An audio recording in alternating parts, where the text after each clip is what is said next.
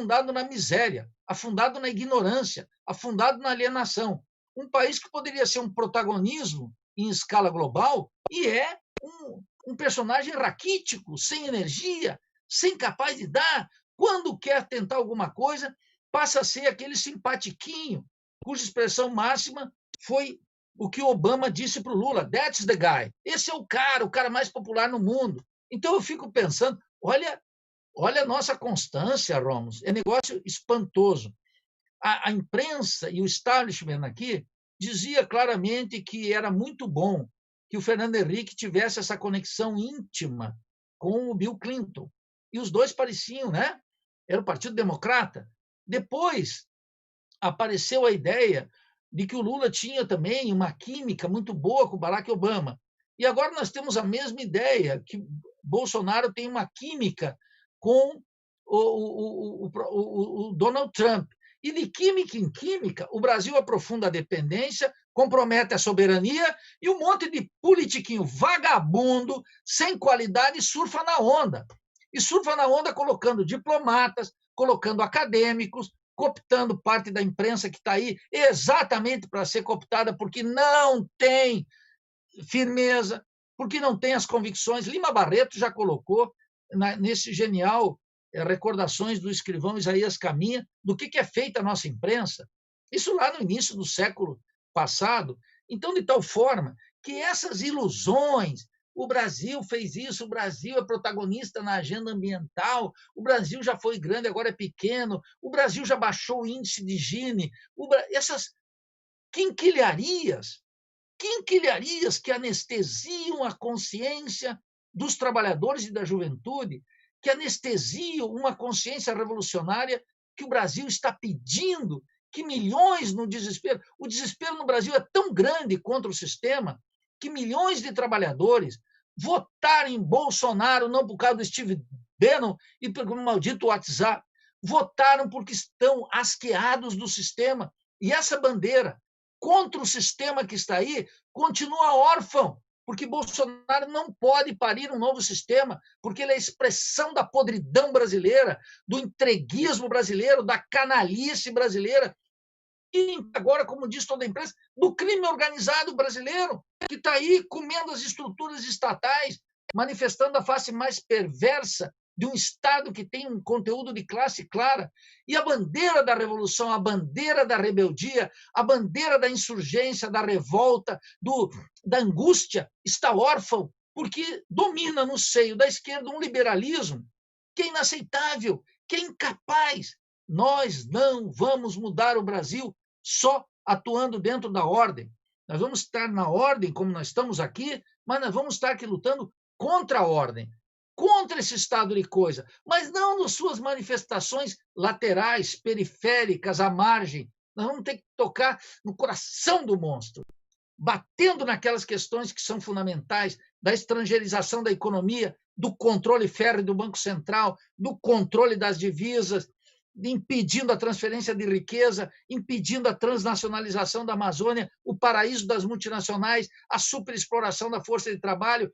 Não é com caridade católica que nós vamos tocar na miséria do nosso povo.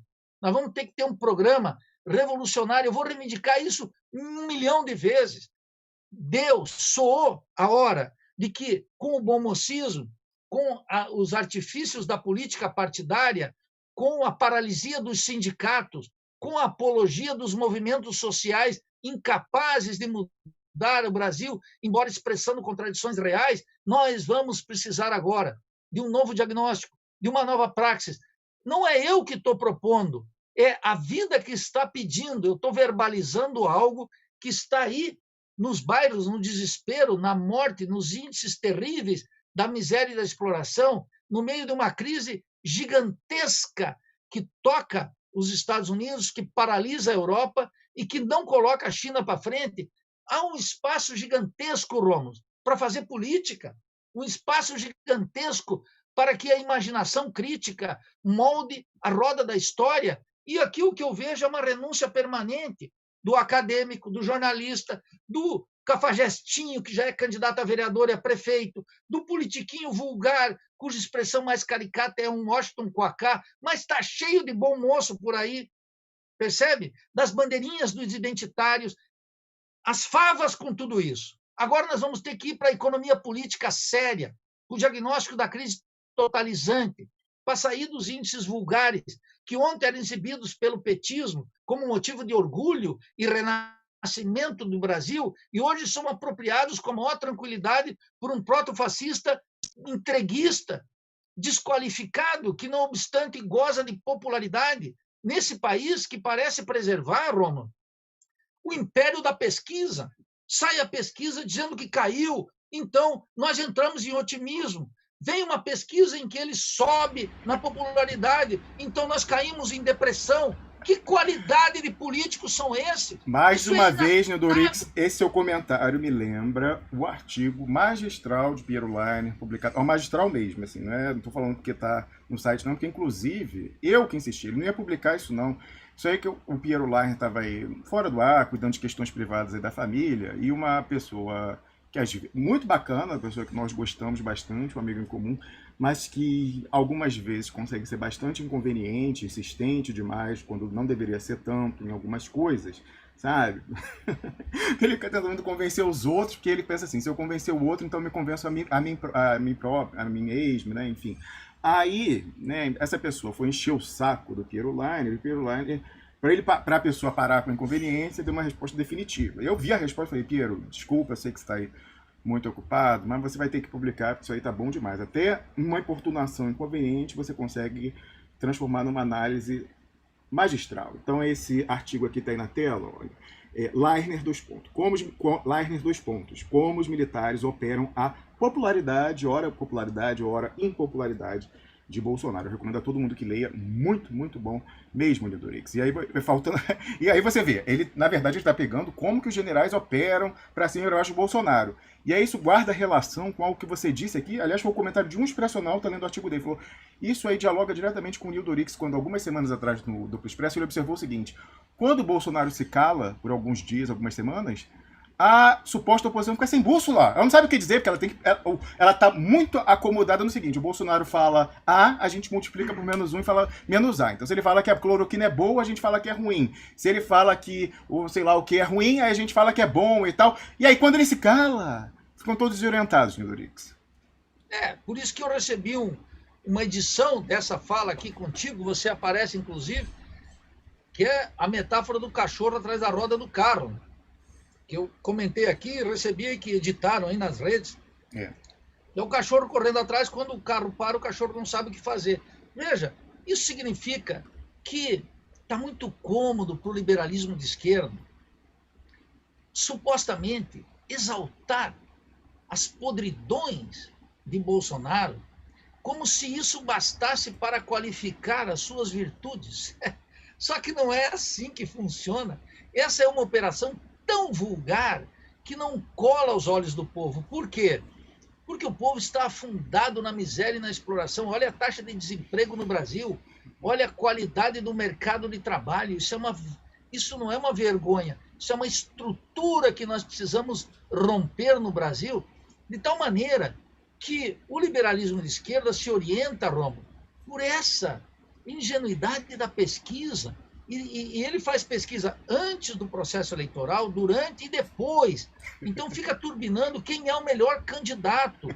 Não é quem tem o melhor programa, não é aquele que tem maior visão de processo, mas é, sobretudo, aquele que pode amparar e ganhar uma prefeitura para indicar 250 cargos gratificados, que vai permitir a sua tendência a crescer um pouquinho, ele se reproduzir como deputado federal e escolher a sua amante ou o seu delfim de estimação como deputado estadual e colocar o filho dele ou dela para ser vereador na próxima eleição, criar pequenas dinastias no meio de uma república apodrecida por completo, participar de um programa da CNN ou de uma entrevista na Globo News. Esse é o horizonte dessa gente. Agora, isso não dá mais conta do recado. Eu tenho absoluta clareza, não dá mais conta do recado. E não tenho. Participei de um debate há pouco, o cara dizia, Nildo, mas tu é marginal na política. Eu disse, mas eu tenho plena clareza que eu sou marginal na política. É claro que eu sim, mas seria um absurdo se eu fosse popular numa situação como essa. Eu lembro sempre de uma cena de um filme argentino maravilhoso, que me foge o nome aqui, mas é um filme sobre a ditadura. Estão todos comendo na mesa. Um filho que está clandestino, com um filho, o pai anarquista, a irmã que está grávida do marido que abandonou, e um outro que é o exitoso que trabalha para a multinacional. E no almoço começa aquela conversa. Então, a filha grávida reclamando que o marido abandonou, o filho reclamando que está na clandestinidade, que está terrível, o pai estarrecido com a situação, e o filho exitoso, que é o funcionário da multinacional, diz, bom, eu sou o único que deu certo. Aí o pai anarquista olha para ele e diz, bom, todo mundo deu errado, meu filho, só você deu certo, aqui tem alguma coisa errada, é você que está errado. Então eu não tenho nenhum problema de ficar na marginalidade política, porque eu sei que ela não é eterna. E aqueles todos que gozavam de imensa popularidade até ontem, o caso mais trágico ou mais patético é o de Lula, saiu da presidência com 82% de aprovação e hoje faz lives com 5, 3 mil, 4 mil pessoas. Quer dizer, não escuta. E pior do que isso, não tem o que dizer. E outros estão fazendo lives com youtubers, influencers, etc. Quer dizer, eu olho isso e digo, o povo observa, Ron, o povo observa. O expressionauta que está aqui, ele observa e ele não tem a pressa do político vulgar, porque o povo constrói a sua reprodução todo santo dia, com uma paciência histórica gigantesca. Ele não muda de posição. Eu vejo aqui que tem gente que me critica e eu fico muito contente que o façam, porque eu sei que o povo não muda de opinião rapidamente. Quem muda de opinião rapidamente é o político vulgar. Hoje estamos pelo impeachment de Bolsonaro. Amanhã não. Depois volta que sim. Volta que não. Isso o povo olha e fica estarrecido. Então, quando alguém diz, Nildo, eu não aceito a tua tese da Revolução Brasileira, eu não quero participar dela, eu acho que é muito perigoso, eu digo, esse é um dado de sabedoria. Eu não peço que o político mude, que as pessoas mudem, porque não é como tomar um Sonrisal. Está mal de estômago, coloca o Sonrisal em 30 segundos, tu já pode tomar. As mudanças requerem política, amadurecimento. E o povo que arrisca seu pescoço todo dia, ao contrário do político vulgar, ele sabe que ele não pode fazer um cavalo de pau na sua posição. Ele sabe que não pode ser uma mudança radical. Ele sabe, ele vai calculando, mas isso não quer dizer que ele está numa letargia, isso não quer dizer que ele está paralisado. Então eu fico muito tranquilo nessa posição, porque não me oriento pelo processo eleitoral que está aí para novembro. Eu participo dele, mas não alimento nenhuma ilusão nele. Nós vamos ter que ter isso para pensar no Brasil e tocar naquelas questões que são essenciais. Eu vou dar um exemplo. É um negócio incrível, Ron. Teve esse caso absurdo, que é de uma menina que foi submetida a um aborto no Brasil. Isso ganhou as redes sociais com importância. Ora, aquele caso é um caso dramático, terrível, e todo cuidado com essa pessoa, que é uma criança, vítima, 10 anos, precisa ter a atenção do Estado, das autoridades, da família, dos amigos, amparo social. Mas veja, a gravidez infantil no Brasil é um fenômeno estendido, é um fenômeno da miséria, é um fenômeno da ignorância, é um fenômeno da violência. E quem, o violador, precisa naturalmente ser punido, e isto tem que ser discutido abertamente. Mas nós temos que ir nas raízes do problema. Chega de atuar, de professar em cima da desgraça alheia.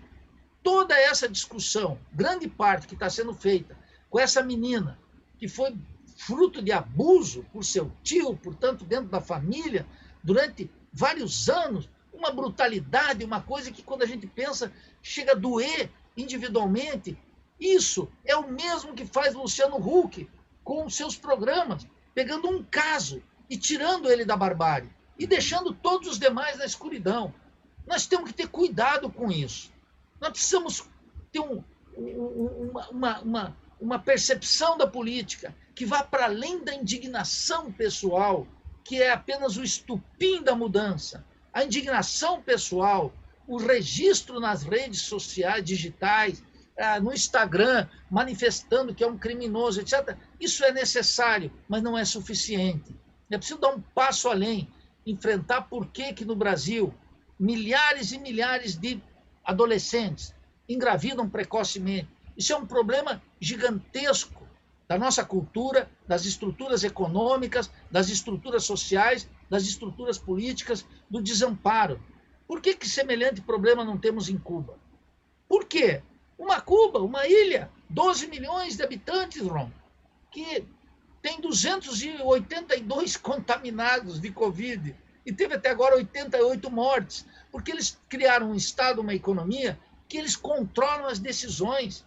O Brasil é um enorme fracasso, um gigantesco fracasso, não pelo seu povo.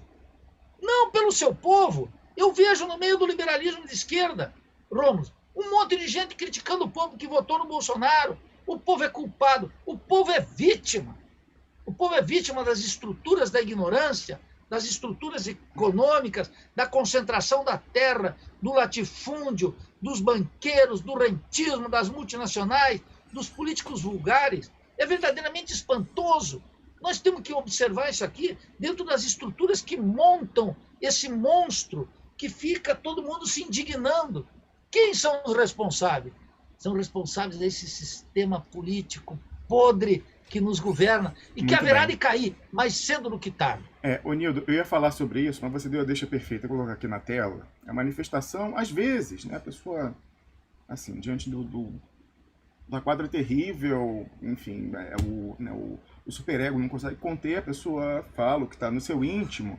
E eu acredito, sinceramente, que a pessoa, né, alguém que nos acompanha aqui, apoiador entusiástico de Ciro Gomes, eu falei, não chamo ele de Ciromínio, eu chamo ele de Cirólatra, a menos, que é o R.M. Silveira, de São Paulo. Ele acabou, né, enfim, transbordando a paciência dele quando saiu essa pesquisa que você fala aí da popularidade do Bolsonaro, suposta popularidade do Bolsonaro. Ele foi às redes sociais e marcou, acho que ele marcou você também, marcou você e algumas outras pessoas, e falou o seguinte, ó, tá aí na tela.